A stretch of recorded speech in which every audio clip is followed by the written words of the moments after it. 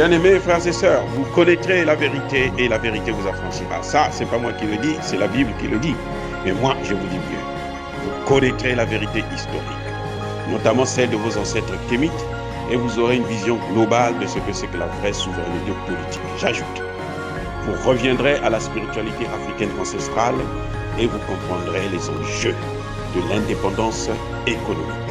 Et pour terminer, vous accepterez votre identité culturelle kémite et vous obtiendrez deux choses. La première, c'est la paix. La seconde, c'est le développement, à une condition.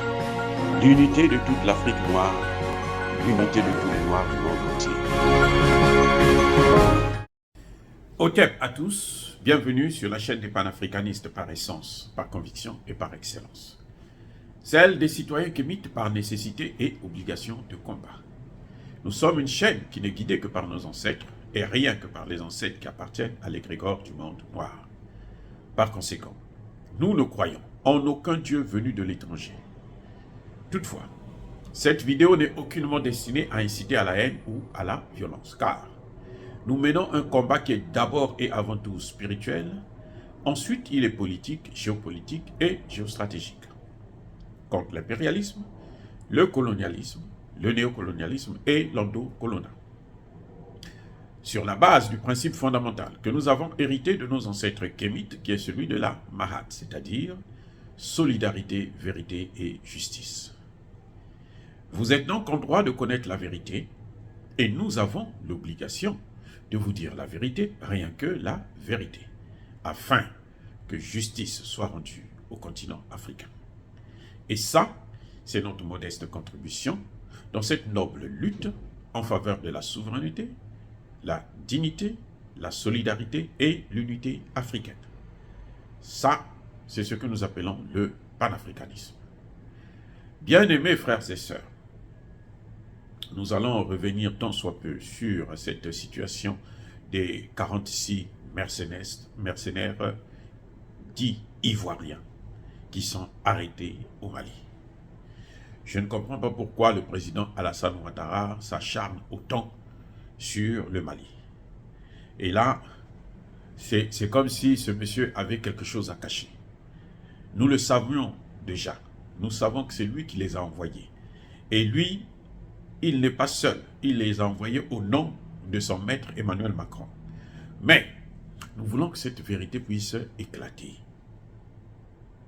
J'aime bien ce que les propos tenus par le président Laurent Gbagbo. Il a été vraiment très diplomate et très honnête et très conciliant. Le président Laurent Gbagbo n'a pas exigé qu'on puisse libérer les mercenaires ivoiriens. Non. Il a demandé en quelque sorte qu'on puisse connaître la vérité. Il dit qu'il veut comprendre. Il n'a pas tous les éléments. Il veut comprendre. Et ça, c'est fondamental selon les principes de la justice africaine. Je comprends que Alassane Ouattara est marié à une Française. Très bien. Il a changé de culture. Formidable. Mais il doit savoir que lorsqu'il se retrouve en Afrique, là, en ce qui concerne les Africains, la culture qui doit s'appliquer, c'est la culture africaine. La culture occidentale, c'est quand il va aux États-Unis, en France ou aux États-Unis, bien entendu, s'il va dans leur pays, là, il peut pratiquer la culture occidentale, notre culture africaine. Elle dit quoi? Elle n'a jamais dit qu'il faut, pas connaître la vérité. Elle n'a jamais dit qu'il faut condamner les gens n'importe comment. Elle n'a jamais dit qu'il faut pardonner à tout, hein, dans le désordre. Non. Notre justice exige la connaissance de la vérité avant de prendre toute action. Avant de punir, avant de pardonner, avant d'amnistier. On doit d'abord connaître la vérité. Et pour connaître la vérité, il faut que ces gens-là puissent parler. Aujourd'hui, nous apprenons, écoutez bien, nous apprenons que là, il y a parmi ces fameux mercenaires dits ivoiriens, il y en a qui ne sont pas ivoiriens, puisqu'ils ne parlent même pas français. Alors, je ne comprends pas pourquoi Alassane Ouattara donc s'acharne comme ça. Il s'acharne parce qu'il ne veut pas qu'on sache qu'il a émis des faux passeports. Puisque aujourd'hui, Alassane Ouattara ne peut pas dire que non, moi je ne connaissais pas cette affaire. Moi, je n'ai jamais donné les passeports. Puisqu'il a reconnu que non, il faut les renvoyer. Ils sont des Ivoiriens. Or, on découvre que parmi ces gens-là, il y en a qui ne sont pas des Ivoiriens. Il y a des Libériens, il y a des Ghanéens et autres. Ils ne parlent pas français. Quel est cet Ivoirien-là qui ne parle pas français? L'Ivoirien, même celui qui est dans le fin fond du village, là, il peut parler un français peut-être tordu, mais il parle le français. Voilà ce qui se passe exactement. Monsieur Alassane Ouattara fuit la vérité. Il veut contourner la vérité. Mais vous savez, le mensonge, comme disait une chanson d'un artiste congolais, que je ne veux pas citer le nom pour ne pas faire sa publicité, le mensonge là, ça emprunte toujours l'ascenseur. Mais la vérité emprunte les escaliers. Par conséquent, le mensonge arrive à vous, mais la vérité aussi arrive. Elle finit par arriver. Peut-être en retard, mais elle arrive. Donc, aujourd'hui, qu'on le veuille ou non, il faudrait que ça se sache. Et quand vous regardez très bien, il y a d'abord eu le problème de la plainte des Nations Unies, qui ne dit pas que la plainte des Nations Unies est liée aussi à la présence de ces soldats, de ces mercenaires. Qui ne dit pas ça? Eh, bien sûr, le Mali n'a pas sorti ses cartes, c'est le Conseil de sécurité qui ne veut pas qu'on puisse savoir la vérité. Tous, ils ne veulent pas qu'on puisse savoir la vérité, y compris même Macky Sall. Oh, Macky Sall. Voilà ce gros mendiant.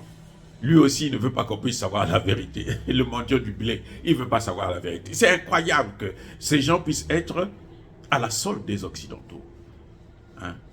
Comme si des gens qui n'étaient pas partis à l'école, comme si des gens qui n'avaient rien compris, ils sont les esclaves des Occidentaux.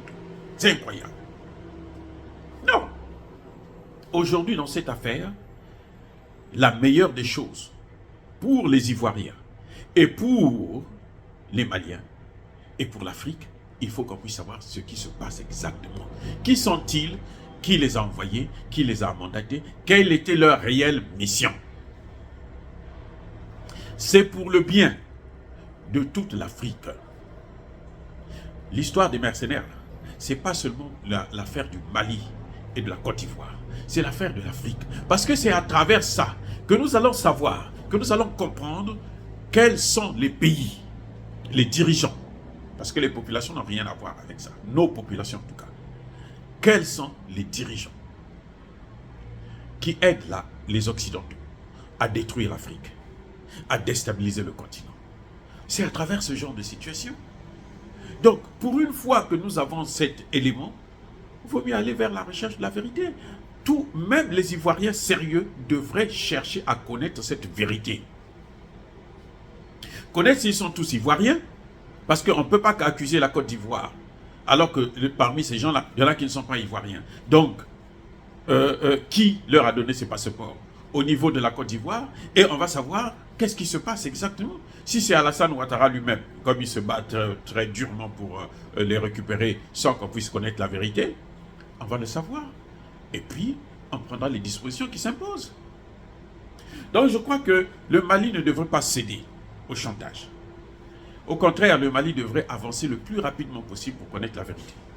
Le Mali devrait nous donner les vraies identités, ceux qui ont des noms qui ne sont pas ivoiriens, ceux qui ne parlent pas français, et on doit savoir d'où ils viennent.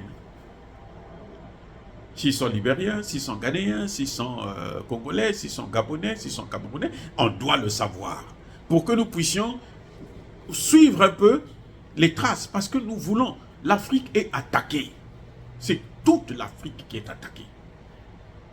C'est le continent qui est attaqué par les Occidentaux. Ce que vous voyez avec ces mercenaires-là, c'est la face ouverte de l'iceberg. Mais ils sont nombreux. Ils sont nombreux dans toute l'Afrique. Au Centrafrique, au Cameroun, un peu partout, au Congo démocratique et autres. Ils sont là. Ce sont les mêmes, les mercenaires. Aujourd'hui, ils ont compris le jeu. On ne va plus envoyer des blancs parce que c'est plus facile de les identifier. On va envoyer donc des noirs. On recrute des noirs. Mais nous voulons savoir avec quelle complicité. Est-ce que Alassane Ouattara lui-même était conscient? Est-ce que Alassane Ouattara a donné le OK pour qu'on puisse donner des faux passeports à ces gens? Il faut qu'on le dise. Il faut qu'on sache la vérité. Parce que ce monsieur a trop tué des gens en Côte d'Ivoire. Il a trop tué des gens en Côte d'Ivoire. Et maintenant, il va aller en tuer au Mali. Ce monsieur est le protecteur de tous les bourreaux africains. Blaise Compaoré en est un. Il a été jugé, condamné à mort. Pour la prison à perpétuité plutôt. Et voilà qu'il est protégé par Alassane Ouattara. Boubou Cissé et autres, ils sont recherchés par la justice. Le fils de Ibeka, Karim Keïta, lui, il est recherché pour avoir tué un journaliste. Donc vous croyez que ce journaliste, ce n'est pas un être humain? C'est un être humain aussi comme les autres. Il a le droit de connaître, qu'il puisse avoir, qu'on puisse lui rendre justice. Donc, il faut que Alassane Ouattara puisse les libérer. Il y a des mandats d'arrêt internationaux contre eux. Et Alassane Ouattara les protège. Pourquoi Alassane Ouattara les protège? Nous savons que Boubou Cissé, c'est l'homme des Français. C'est celui que les Français veulent placer à la tête du Mali. Très bien. Mais où est le problème de Alassane Ouattara? S'il n'est pas conscient de tout ça, s'il ne veut pas la déstabilisation du Mali, s'il ne veut pas livrer le Mali à la France, aux Occidentaux, il n'a qu'à laisser que la justice puisse faire son cours. Ils n'ont pas été tués. Vous voyez des gens qui ont eu des femmes qu'ils ont utilisées. Ces 3 femmes qui ont été libérées là, ils les ont utilisées là. C'était des objets de plaisir. Vous voyez, ça dit que c'est immoral. C'est incroyable. Incroyable. C'était pas des militaires, ces pauvres femmes. C'était des objets de plaisir pour tous ces soldats-là. Vous voyez comment, à quel point on réduit la femme africaine à un objet sexuel. Ça dit que c'est incroyable. Donc, nous voulons savoir ce qui s'est passé exactement. Nous voulons savoir la vérité. Et c'est bien, ce serait avantageux pour les Ivoiriens, ce serait avantageux pour les Maliens, ce serait avantageux pour tous les Africains. Dire cela, c'est inciter à la haine ou à la violence. Non, nous sommes une force tranquille, Yabakoul Hervé. Mais entre-temps, je persiste et je signe. Soyez bénis par le Dieu des Kémites. J'ai dit et j'assume.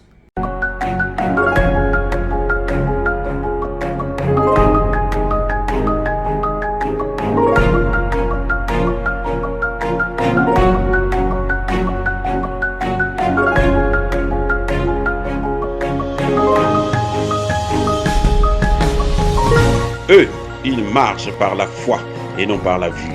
Mais moi, je vous conseille vivement de marcher par la connaissance scientifique et historique, notamment celle de nos ancêtres kémites, par les 5 sens et par l'intelligence.